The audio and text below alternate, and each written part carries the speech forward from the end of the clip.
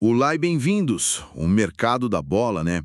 É um organismo vivo, cheio de movimentos que a gente não espera e de repente, uma janela de oportunidade se abre. E fecha num piscar de olhos. Exatamente. E hoje vamos mergulhar fundo numa dessas janelas que se escancarou para o Vasco da Gama. O clube está focado em resolver uma antiga dor de cabeça, a lateral esquerda. Uma posição crítica. E o alvo, um nome de impacto, hein? Cuiabano. Jogador de 22 anos, que já foi campeão da Libertadores por um rival, o Botafogo, e hoje pertence ao Nottingham Forest, da Inglaterra. Antes de mais nada, vascaíno, deixa o like para fortalecer o gigante. Se inscreve no canal O Gigante Cruz Maltino para não perder nada do Vasco. E comenta aí, de qual cidade você está assistindo, porque o Vasco não tem fronteiras. Aqui é Vasco. Aqui é o Gigante Cruz Maltino. Uma figura interessante. A nossa missão aqui é entender essa negociação, a necessidade do Vasco, a situação do jogador e principalmente um fator externo que transformou o que era só interesse em uma oportunidade de ouro. E é uma oportunidade que, olha, diz muito sobre o futebol de hoje. Não é só sobre quem tem mais dinheiro para contratar. Não mesmo. A gente está falando de um cenário onde a situação jurídica de um clube rival vira o principal trunfo de outro. É um verdadeiro jogo de xadrez, um estudo de caso de oportunismo estratégico. Perfeito. Então vamos começar pelo epicentro do problema. Por que essa urgência toda do Vasco por um lateral esquerdo? A gente sabe que a posição é carente, mas o que acendeu o alerta vermelho em São Januário agora? Olha, o alerta foi acionado por uma combinação de fatores, sabe? Criou-se ali o que a diretoria parece ver como uma vulnerabilidade muito grande. E qual seria o primeiro fator? Primeiro, uma saída que é praticamente certa, a do Leandrinho. As conversas com o Al-Sharjah, lá dos Emirados Árabes, estão muito avançadas. Ok, então já sai uma peça do elenco. Isso. Mesmo que fosse uma peça de rotação, já é um a menos. Mas o problema real, a grande sombra mesmo, é a situação do titular absoluto, o Lucas Piton. Que é um dos jogadores mais consistentes do time, né? Talvez o principal ativo do Vasco hoje. Exatamente. E justamente por ser esse ativo, ele é muito monitorado lá fora.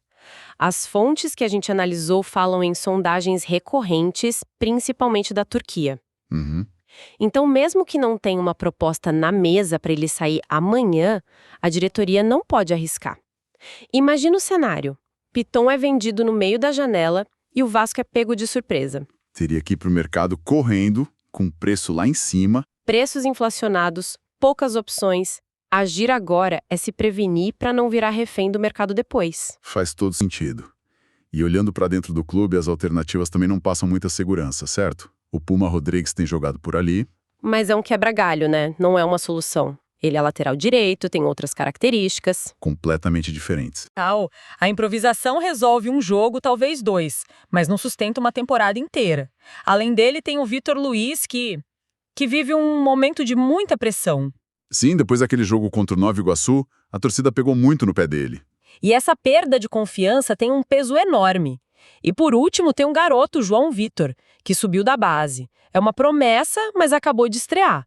Não dá para jogar essa responsabilidade toda nos ombros dele. Então, um cenário de tempestade perfeita. Uma saída certa, a incerteza do titular e as opções internas sob desconfiança.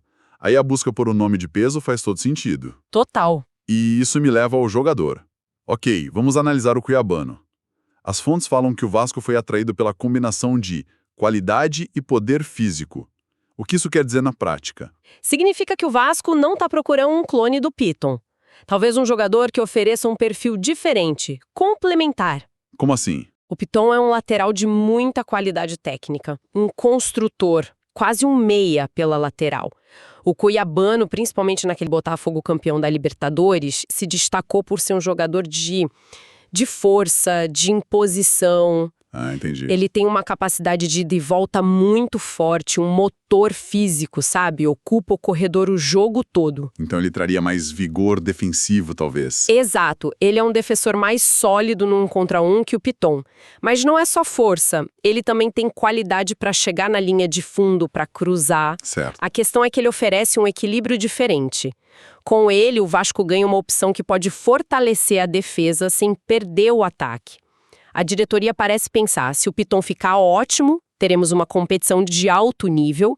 Se ele sair, teremos um substituto pronto, com perfil físico e que já conhece o Rio. E essa trajetória recente dele é muito particular, né? Ele foi peça-chave no Botafogo, foi vendido para o Nottingham Forest e nada. Basicamente não jogou. É a história clássica e muitas vezes cruel da adaptação. Chegou no meio da temporada mais difícil do mundo. Exato. O time já tem uma dinâmica, o técnico tem seus jogadores de confiança, ele não teve pré-temporada para se integrar. Vira um ativo para o futuro, mas para um jogador de 22 anos, campeão da América, o futuro tem que ser agora. Ele quer jogar. Claro! Essa frustração, essa necessidade de estar em campo é o que o deixa aberto a voltar para o Brasil. Ele não quer passar os melhores anos dele no banco na Inglaterra. E a lógica seria ele voltar para onde foi feliz. Para o Botafogo. Seria o caminho natural. Mas aí... Aí a história tem uma reviravolta de cinema. Um fator externo que muda toda a equação. O famoso transfer ban. Exatamente, uma punição que o Botafogo sofreu e que impede o clube de registrar novos jogadores. Para quem não sabe, essa é uma das sanções mais duras da FIFA. Na prática, a porta está fechada para novas contratações. Legalmente trancada. Eles podem até negociar, mas não podem inscrever o jogador para atuar. Peraí, então o que você está dizendo é que o maior trunfo do Vasco não é dinheiro, não é projeto, mas o fato de que o destino preferido do jogador está simplesmente bloqueado. Basicamente isso. Isso é um golpe de sorte inacreditável para a diretoria vascaína. Eu diria que é mais do que sorte. É aquela frase: sorte é quando a preparação encontra a oportunidade. O Vasco estava preparado, monitorando o mercado, a oportunidade surgiu da fraqueza administrativa de um rival. E o clube foi ágil para se posicionar. Muito ágil. A porta que se fechou para o Botafogo virou um corredor livre para o Vasco avançar. E pelo que as fontes indicam, esse avanço foi bem recebido. A informação é que o cuiabano enxerga com bons olhos a transferência para o Vasco. Isso é fundamental, né? É crucial. Não adiantaria nada se o jogador não quisesse vir. E o que pesa para ele aceitar? Vários fatores, né? Primeiro, continuar no Rio de Janeiro, onde ele já está adaptado. Segundo, a vitrine de um clube gigante como o Vasco, que está se reestruturando. E terceiro, e talvez o mais importante, a chance de jogar. A garantia de que ele vai chegar para brigar pela posição, para ter os minutos que não teve na Europa. Para um jogador com a ambição dele, isso é música. O staff dele já recebeu o contato do Vasco, o que mostra que a coisa é séria. Certo. Então, o Vasco precisa, o jogador quer e o principal concorrente está fora. O que impede o anúncio de acontecer? Qual é o obstáculo que falta? O obstáculo agora é puramente de negociação. E se chama Nottingham Forest. A conversa é com os ingleses. Exato, uma das fontes é bem clara. O desafio é conseguir a liberação do time inglês. A conversa agora é de diretoria para diretoria. O Vasco precisa convencer um clube da Premier League a liberar um ativo que eles compraram há menos de um ano. E o que o Nottingham Forest ganha com isso? Eles não vão simplesmente liberá-lo de graça. De jeito nenhum. A negociação toda gira em torno de achar um modelo bom para todo mundo. O Forest não quer um jogador desvalorizando no banco. Claro. Um empréstimo para o Vasco onde ele jogue e se destaque pode até aumentar o valor de mercado dele. A discussão agora é sobre os detalhes. Vai ter taxa de empréstimo?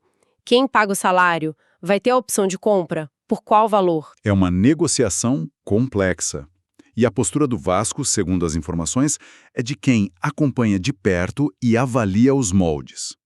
Isso me soa como uma cautela calculada. É a postura mais inteligente. O Vasco sabe que tem a preferência do jogador, sabe que o tempo joga a seu favor, porque a janela europeia vai fechar e o Forest precisa decidir o que fazer com ele. Então não precisa entrar em desespero. Não precisa fazer loucura financeira. Eles podem negociar com calma, buscando as melhores condições. É uma posição de força na mesa de negociação, algo que o Vasco não teve em muitas outras janelas. Vamos juntar tudo isso. O que essa possível contratação, e principalmente a forma como ela está acontecendo, nos diz sobre a estratégia do Vasco. Parece ter algo diferente aí. Sem dúvida. O que essa negociação sinaliza é uma evolução na inteligência de mercado do Vasco. O clube parece ter entendido que, no cenário atual, nem sempre se ganha entrando em leilões caros, mas sendo mais esperto. É sobre identificar não só bons jogadores, mas boas oportunidades. Exatamente. A oportunidade aqui não era o cuiabano em si, mas a situação toda. Do cuiabano na Inglaterra, somada à situação do Botafogo. É quase como se o departamento de futebol estivesse operando como um fundo de investimentos, procurando ativos em situações especiais. É uma ótima analogia. Eles não estão olhando só a qualidade do atleta, mas todo o contexto. Isso mostra uma maturidade de gestão, mostra que o Vasco está mais atento, mais agressivo no bom sentido. E preparado para capitalizar em cima da fraqueza dos rivais. E trazer um jogador com a identificação que o cuiabano teve com o Botafogo, se aproveitando de uma falha administrativa deles, isso tem um peso simbólico gigantesco. É uma declaração de intenções. Isso também eleva a régua internamente, imagino. Mostra para o elenco, para a torcida, que o clube está mirando alto. Exatamente. Contratar um campeão da Libertadores envia uma mensagem poderosa. Diz que o Vasco não está mais montando time só para competir, mas um elenco para vencer. É uma injeção de mentalidade vencedora. E fazer isso de forma inteligente, sem loucuras. Combinando ambição com inteligência. É algo que a torcida do Vasco esperava há muito tempo. Um movimento que fortalece o time em campo e a imagem do clube fora dele. Uma jogada de mestre, se for concretizada. Junta a necessidade técnica, a oportunidade de mercado e ainda um temperinho de rivalidade. É o que separa os bons clubes dos clubes bem geridos. E isso nos deixa com uma reflexão final, né? A gente sabe que o foco do Vasco agora é a lateral esquerda com o cuiabano. Uhum. Mas essa nova postura de mercado, essa busca por oportunidades que surgem de contextos externos, como o transfer ban de um rival, provavelmente não se limita a uma única posição. Faz sentido? Então, a questão que fica no ar é: se essa é a nova filosofia do Vasco, qual outra carência do elenco poderia ser resolvida nos próximos dias, não olhando para o jogador mais óbvio, mas sim para a situação mais oportuna que o mercado pode oferecer?